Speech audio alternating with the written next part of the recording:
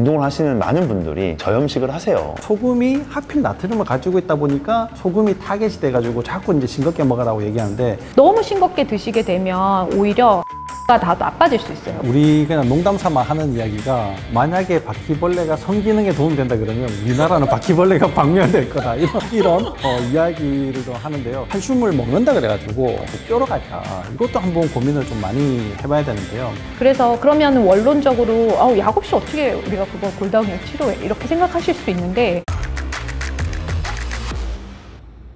우리 이제 근력 운동이라는 게 진짜 과연 좋은 건가, 뭐 이런 걸 한번 이야기를 좀 해보죠. 근력 운동이 혹시 단점은 없습니까?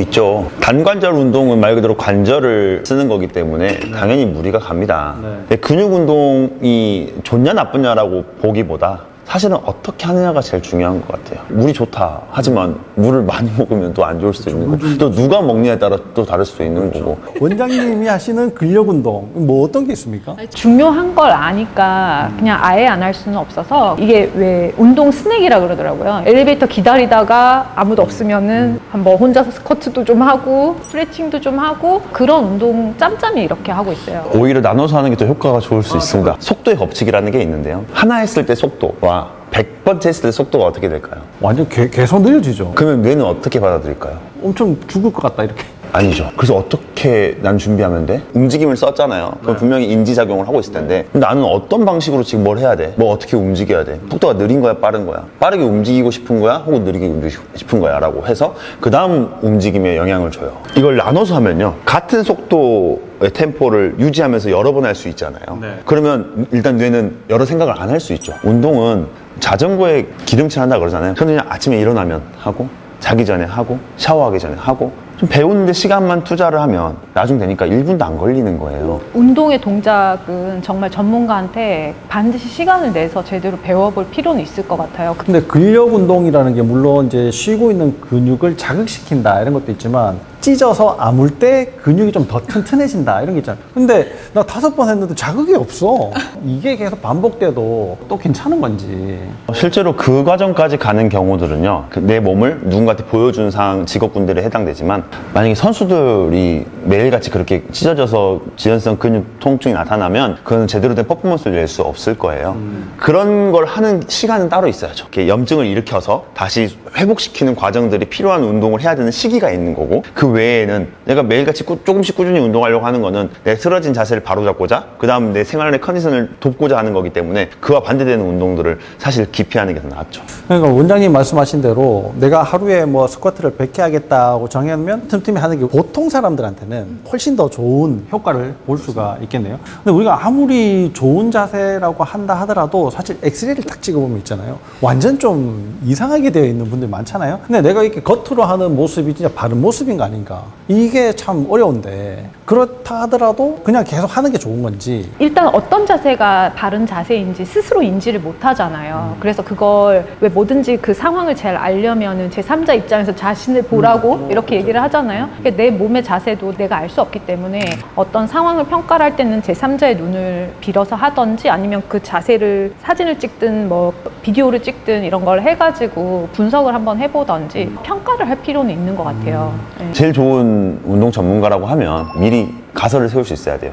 그 사람의 고관절의 회전 근력이라든지 어깨 근력이라든지 경추의 굽힘 근육이라든지 이런 것들을 통해서 이 사람의 움직임이 어떨 거야, 어떤 움직임이 약한 움직임을 나타낼 거야 라고 미리 어느 정도 가설을 세우고 들어가는 게 좋아요. PT를 시작했는데 첫날 푸시업을 하다가 목에 담이 왔어요. 그러니까 어떤 행위를 하다가 다치는 경우들이 요즘 많아요. 그러니까 그 사람 자체의 현재 상태의 근육의 수준이라든지 뭐 근력의 뭐 정도라든지 뭐 이런 것들을 먼저 파악을 하는 게 굉장히 중요하다. 되게 중요한 말씀 하셨어요. 잘못된 방식으로 많이 사용하면 손상은 가중되거든요. 운동은 내가 좋으려고 했는데 맞아요. 잘못 배워가지고 잘못 행한 걸 반복하게 되면 그분이 건강 상태가 악화되는 건 자명한 일이잖아요.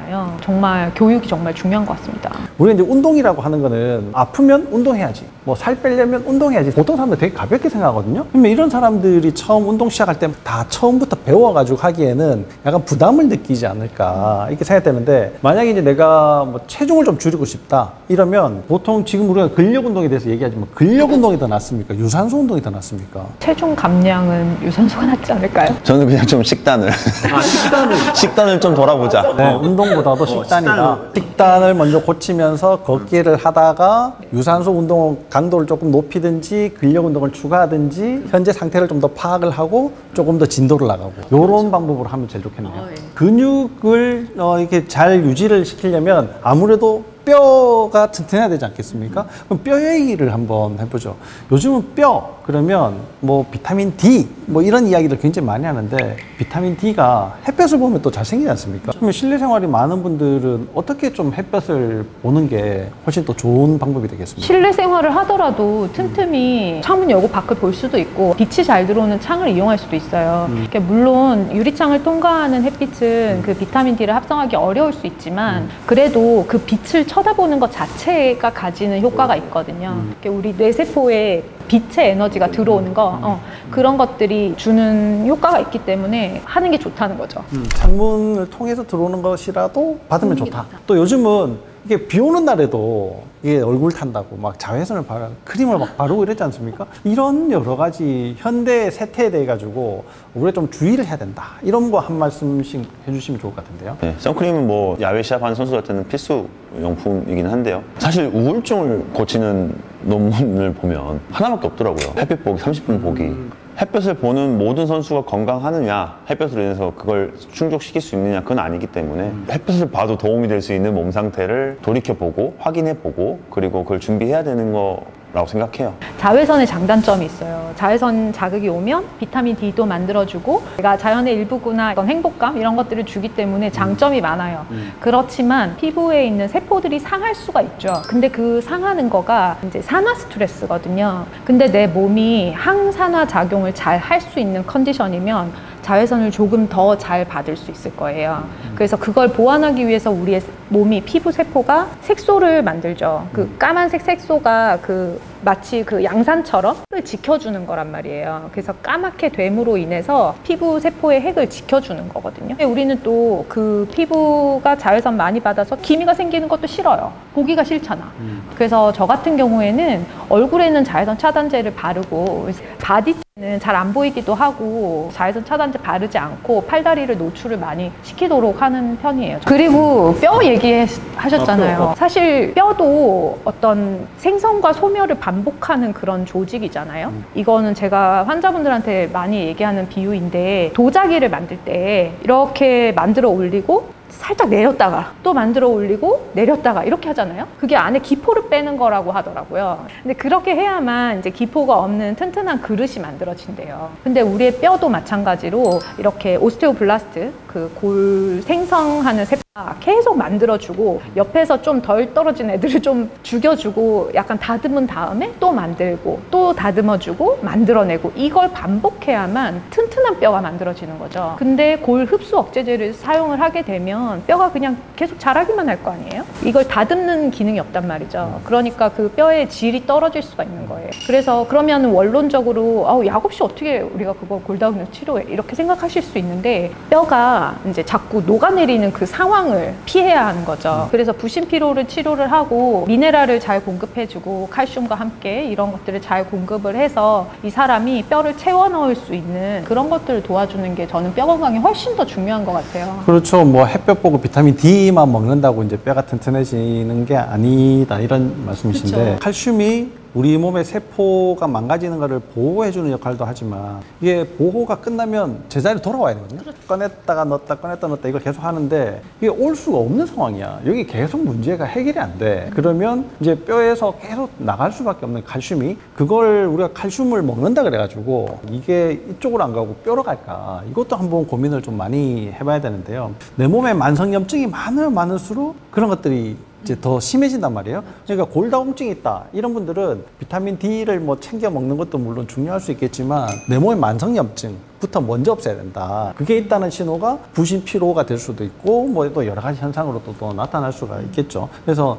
뭐 햇볕도 중요하지만 뭐 몸의 다른 문제들도 한번 찾아봐야 된다. 좋습니다. 근육 하면 그냥 되게 개별적으로 생각을 많이 해요. 실제로는 그렇지 않거든요. 근데 근육이 하는 역할들이 뼈에 일단 기시정지가 되어 있으니 어린 선수들이 뼈가 잘 자라려면 그 근육을 잘 또 해소를 시켜줘야 되거든요. 뼈는 성장하려고 하는데 근육이 성장을 못해서 근육이 잡고 있어. 그러면 뼈가 이제 뭔가 변형이 생겨요. 아까 말 그대로 계속 성장이 이루어지는 거니까 변형이 돼요. 그런 것들로부터 좀 해방이 되려면 근육 스트레칭이라든지 근막 스트레칭이라든지 또 근막 스트레칭 같은 경우는 사실 물을 잘 먹는 게 또 중요하잖아요. 그런 것들을 좀 더 아주 기본적인 거, 원론적인 것들을 좀 당연하게 해야 되는데 우리가 뭔가 하나를 이야기를 하면 항상 그 문제를 해결하려고 하는데 사실 이 문제도 있지만 그 주변의 문제들을 같이 해결해야 이 문제가 해결된다라는 걸 또 대표님을 통해서 또 이제 배우게 되네요.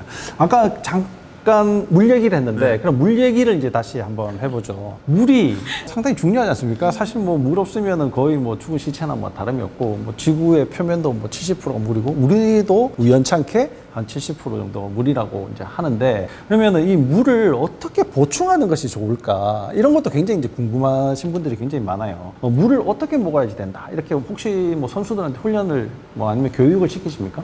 네, 저희는 좀 물 먹는 습관들을 좀 지키려고 하는 게 갑작스러운 움직임들을 많이 하잖아요. 그렇게 되면 근막이나 근육이 손상이 많이 가기 때문에 충분한 수분이 많이 필요하거든요. 근데 수분을 저장하는 것이 소금이니까 소금을 좀 자주 먹고 그에 맞춰서 물을 또 먹어주면 수분을 저장하는 창고가 좀 커지니 그래서 어떤 그런 급작스럽게 움직이는 것에 대한 상처들 그런 것들로부터 멀어질 수 있다라고 저는 생각을 해요. 물을 좀 자주 먹을 때 반드시 소금을 좀 중간중간에 먹게 하면서 물을 먹게 하고 두 번째로는 먹는 형태인데요. 되도록이면 좀 그 미세 플라스틱이 없는 물을 좀 마시라고 권유를 하고 있습니다. 눈에 보이지도 않는데? 찬물에서 더 많이 생성이 되거든요. 편의점이나 이런 마트에서 팔면 물이 냉장 보관되어 있잖아요. 네. 차갑잖아요. 그럼 미세 플라스틱이 더 많이 되어 있을 확률이 높죠. 그렇기 때문에 저는 되도록이면 그런 실온 보관되어 있는 그 미네랄이 풍부한 물을 자주 이용하라고 하거든요. 또 좋은 물 찾는데 또 귀신이시잖아요, 원장님이. 아니, 요즘에 보면은 뭐 플라스틱에 들어있지 않은 걸 찾기가 사실 더 어려운데 유리병에 들어있으면 엄청 고가이기도 하고 어떻게 미세 플라스틱이 우리 몸에 이렇게 좀 끼치는 해악 뭐 이런 건 뭐 잘 알고 계시겠지만 좀 한번 정리를 해주시죠. 플라스틱이 나타난 지가 얼마 안 된 거예요. 우리 인류의 역사에 비해 가지고. 그래서 이걸 우리가 해독하는 방법을 아직 다 모르는 거거든요. 우리 인체가. 그래서 미세 플라스틱을 이 몸에 들어왔을 때 우리의 해독 기전이 약간 트러블이 생길 수가 있어요. 버퍼링이 걸리는 거죠. 이게 너무 많으니까. 근데 얘랑 같은 채널을 사용해야 하는 그 해독의 회로가 에스트로겐 같은 이제 호르몬과 관련된 물질들, 우리 몸에 원래 있는 그 물질들과 같은 회로를 이용을 해야 돼요. 그래서 이 호르몬을 교란시키는 일이 굉장히 많은 거죠. 그래서 뭐 성인들 같은 경우에는 가임기 여성과 남성 이런 그룹에 있어서는 성기능에 영향을 많이 끼쳐요. 자궁 난소 질환 같은 거 이런 것들 많이 일으키고 성기능이 발달하기 전의 아이들 뇌혈관 장벽이 아직은 어른만큼 튼튼하지가 않고 근데 이제 이 미세 플라스틱 자체의 성질이 지용성이기 때문에 우리 몸에 지방이 많은 장기들을 찾아가거든요. 거기에 가서 이제 침착이 된단 말이죠. 근데 그때 그 아이들에게 가장 지방이 많은 곳이 브레인이란 말이에요. 나이 들어서는 이제 뇌 손상으로 이어지겠죠. 그래서 우리가 뭐 환경 호르몬의 위험성 교육도 이제 알려져 있고 뭐 방송으로도 많이 나오고 하는데 피하기는 사실 굉장히 어렵잖아요.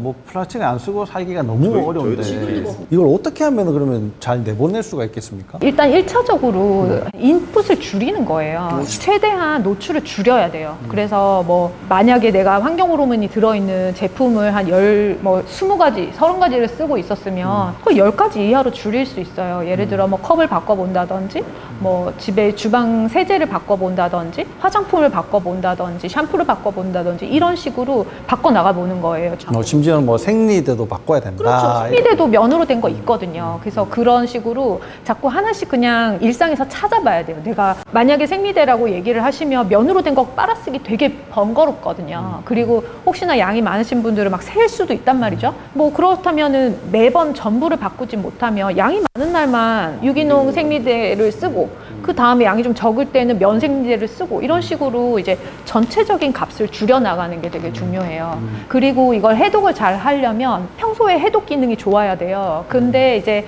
해야 되는 다른 물질들 있죠. 술이나 담배나 뭐 그죠, 인스턴트나 뭐 이런 것들을 매일 먹고 있으면 그 환경 호르몬에 노출됐을 때 그걸 해독하는 기구가 없는 거예요. 우리 몸의 해독 장치는 한계가 있어요. 모든 효소의 개수가 있거든요. 개수가 무한한 듯 보이지만 유한하단 말이죠. 그 유한한 그 효소들이 다른 것에 의해서 점유되지 않고 내 몸에 정말 해로운 것들을 적시적소에 해독할 수 있도록 여유를 줘야 돼요. 여유를. 그게 중요하죠. 그리고 이제 해독이 되려고 하면 간에서 그걸 할 거 아니에요? 근데 간에서 버려지는 것들이 장을 통해서 나가야 돼요. 그래서 기승전장이라는 말처럼 평소에 잘 해주셔야 그런 것들이 해독이 잘 될 수 있는 그런 몸이 될 수 있을 것 같습니다. 물을 잘 못 먹겠어요. 물 생각이 안 나요. 이런 사람들 보면 대부분 음식을 굉장히 싱겁게 드시고 있는 분들이 굉장히 많이 있거든요. 그러니까 이제 뭐 소금을 따로 먹는 것도 좋겠지만 저는 이제 음식 간을 맞춰 먹는 게 소금 물 마시는 것보다 훨씬 더 좋다. 이렇게 이제 말씀드리는데 운동을 하시는 많은 분들이 저염식을 하세요. 그 혈액 검사에서 나트륨이 조금 높게 나오시는 분들은 굉장히 그 스트레스 레벨이 너무 높아서 나트륨을 이렇게 배설 못하고 쥐고 있는 케이스들이 많아요. 그러니까 그런 환자분들 때문에 이제 이럴 때는 소금이 높으니까 혈압이 높다 이렇게 얘기를 하는